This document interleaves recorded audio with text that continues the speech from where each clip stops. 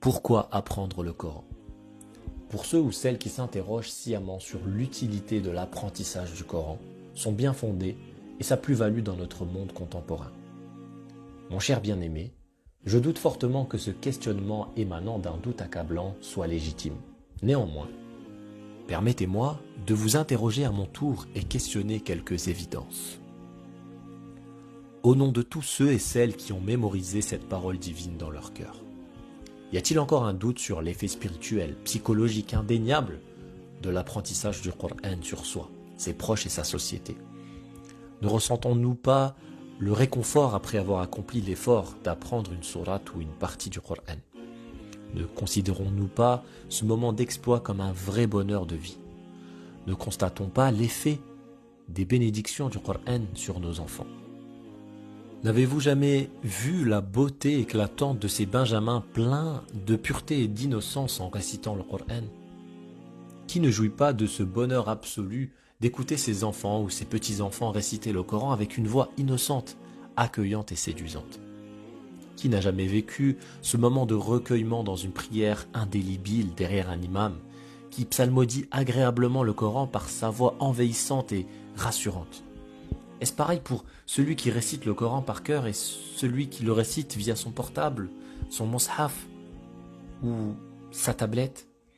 Qui n'a jamais ressenti le besoin, au cours d'un voyage, par manque de mushaf, de réciter le Coran avec son cœur, en jouissant du plaisir de ce moment inégalable?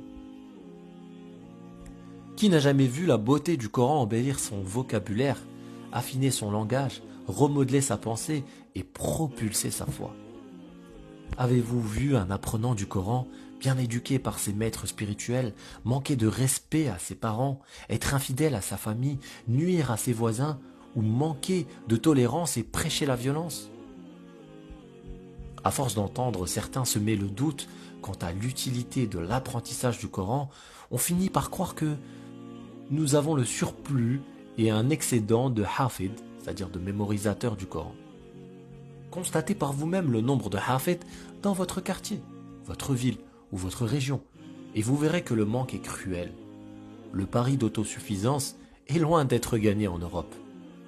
En effet, à ma connaissance du terrain, 2/3 des mosquées manquent cruellement de hafid, et il suffit de constater ce déficit avéré lors de l'approche du Tarawih au mois du Ramadan.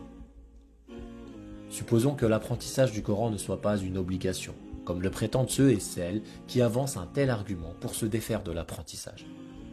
Prenons de la hauteur. Si son apprentissage n'est pas une obligation, sa mémorisation n'est-elle pas un honneur et un bonheur? Au final, n'est-il pas la parole de Dieu, soit-il exalté? N'avons-nous pas lu le hadith: celui qui n'a rien dans son cœur du Coran ressemble à une maison abandonnée? Y a-t-il quelqu'un qui souhaite avoir un tel cœur fantôme ressemblant à une maison isolée et obscure? D'autres se justifient étrangement en disant: le Coran appelle à la lecture et à l'action et non à l'apprentissage et la mémorisation. Mon cher bien-aimé, la lecture du Coran est la voûte du Coran qui mène vers la méditation, l'apprentissage et la pratique. Mais n'oublie pas une vérité dérangeante: ceux et celles qui apprennent le Coran par cœur sont les mieux armés et outillés, en étant mieux placés et avancés dans sa psalmodie. En effet, un hafid, c'est un qualificatif et non un nom, car le hafid est censé répéter le Coran de façon abondante, le réciter de façon récurrente et le réviser de façon constante. En effet, on apprend pour réciter et on récite pour apprendre, jusqu'à ce que le Coran devienne une entité subtile de notre être, faisant partie intégrante de soi. Le hafid lit quand il le souhaite, comme celui qui possède des dattes, en mangeant à sa guise quand il le souhaite, et non pas comme celui qui possède uniquement de la farine et qui est obligé de pétrir, allumer son feu et attendre pour espérer enfin avoir un morceau de pain. Celui qui apprend le Coran lit chez lui, dans sa voiture, dans son jardin, debout, assis à ses côtés, sur terre, en mer, en vol, en secret ou à haute voix. Il lit la sourate qu'il désire au moment où il le souhaite, à l'endroit qu'il apprécie. Il lit en attendant son bus ou passager en voiture. Il ne sent le temps jusqu'à l'arrivée à sa destination. C'est pour cela qu'il est tant désiré et envié. Le prophète, que la prière et la bénédiction soient sur lui, dit « Il n'y a d'envie permise qu'en deux choses, parmi celles-ci, envers quelqu'un à qui Allah a donné le Coran en le lisant jour et nuit. » Et il ne cesse de progresser et avancer jusqu'à mériter l'ordre du mérite divin. Les gens du Coran sont les élus de Dieu et ses serviteurs les plus rapprochés, disait le prophète sallallahu alayhi wa sallam.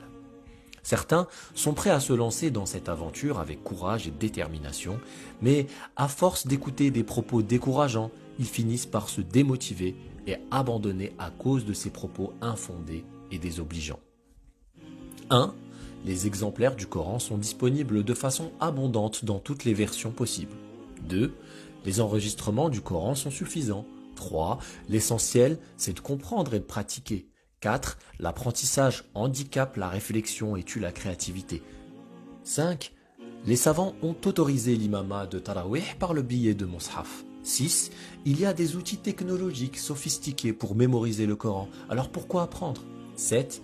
Tous les compagnons n'ont pas appris le Coran par cœur, et parfois ils citent le cas de Khalid ibn al-Walid, radiyallahu anhu. Tous ces arguments ne sont qu'une façon de justifier ces manquements, et saper toute une belle tradition ancienne de l'apprentissage qui a duré des siècles depuis l'avènement de l'islam. Sans s'attarder sur le bien fondé de ces arguments, nous savons en résumé que l'apprentissage du Coran est la voûte du succès pour les raisons suivantes. 1.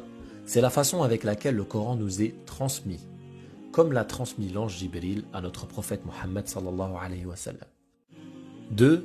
Le premier hafid est incontestablement notre prophète Mohammed sallallahu alayhi wa sallam, qui est notre modèle à suivre. 3. Ce qui doit être pris en considération en priorité dans la fidélité, dans la transmission du texte coranique, c'est la parole mémorisée avant l'écrit transcrit.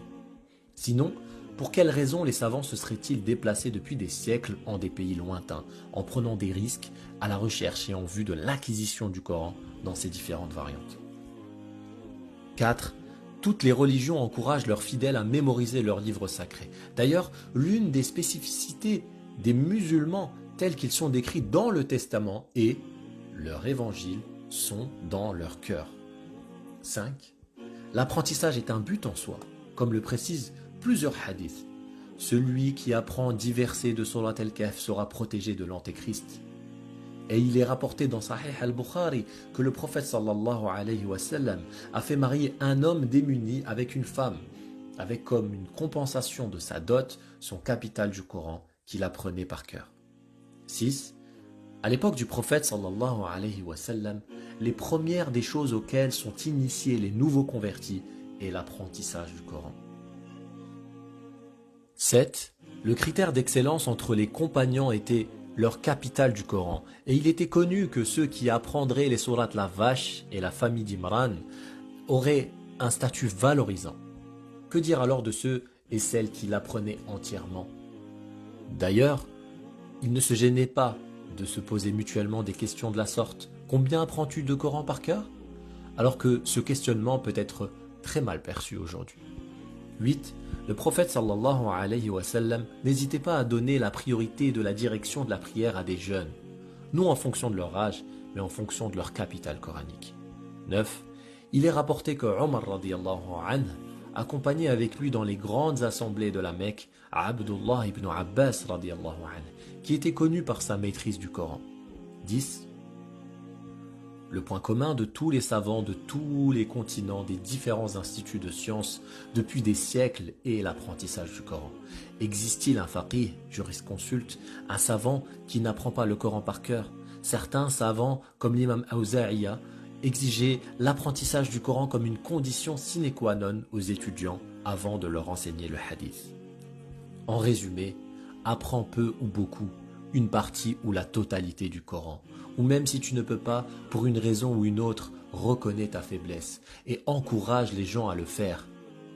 Mais surtout, ne sois pas un repoussoir ou un obstacle dans le chemin de ceux ou celles qui veulent prendre ce chemin. Il n'y a aucun intérêt à ce que cette chaîne de transmission soit coupée, et personne ne gagnera en dévalorisant le mérite d'apprendre le Coran et en méprisant ceux et celles qui l'ont appris. Ces derniers n'ont concurrencé personne dans son commerce, son pouvoir ou sa notoriété. Ils ne se soucient que de l'entretien de ce trésor dans leur cœur par simple devoir. Ils sont les gardiens de la révélation, les ambassadeurs du bien et les porteurs du message coranique. Ils sont disponibles pour les gens en cas de besoin. Les gens les sollicitent pour diriger leurs prières, accompagner leurs malades et soulager leurs douleurs, cicatriser leurs souffrances, laver leurs morts et enterrer leurs défunts et régler leurs problèmes familiaux. Et toi, celui que Dieu a honoré par sa parole, fais de ce Coran le chemin qui te rapproche de Dieu et non pas un diplôme ou un trophée pour te vanter et te valoriser. Continue dans le chemin du savoir et ne cite tes ijazat, tes diplômes et tes acquis qu'en cas de besoin. Quand cela s'impose, alors il faut dire avec fierté et bonheur, oui, j'apprends le Coran. Que Dieu nous protège par le Coran et nous accorde l'amour de ceux qui s'attachent à sa parole et agrée nos actions et nos paroles. Amin. Écrit par le cheikh professeur Ahmed El-Habti. Traduction, Dr Rabi' Faris.